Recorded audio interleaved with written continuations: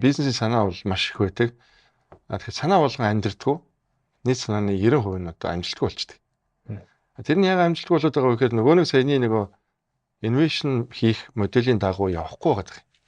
Манай тэр топ 50 компани SEO судалгаанаас харахаар нийт топ 50 компани гэж Монголын хамгийн гайвуу компани гэсэн шүү дээ. Бизнес модель нь хамгийн сайн одоо явж байгаа ч менежмент сайд 50% нь бол ер нь зах зээлээ гүнзгий ойлгохгүйгээр бүтээгдэхүүний хөгжүүлэлтийг, бизнес хөгжүүлэлтийг хийдгээ.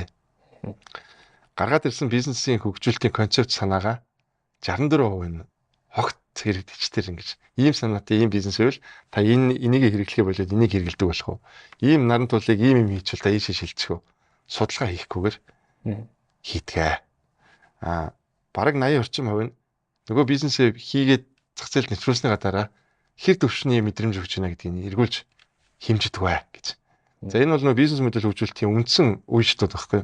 Зах зээлээ ойлгох, концептыг үнэлэх, за тэгээд зах зээлд нэвтрүүлэх шатаа одоо их судалгаа үнэлгээтэй явуулах тийм. Тэгэхээр ингээд нэг 60 орчим хувь нь бол огт гүйцэтгэл муутай. За илүү gut feeling гэж яриад байгаа нэг юм зүн мэдрэмж юм уу туршлагаараа шийдвэрүүдийг гаргаад явчих гэсэн. Яг нь үнэхээр мэддэг салбар дээр зүн мэдрэмж бас хэрэгтэй.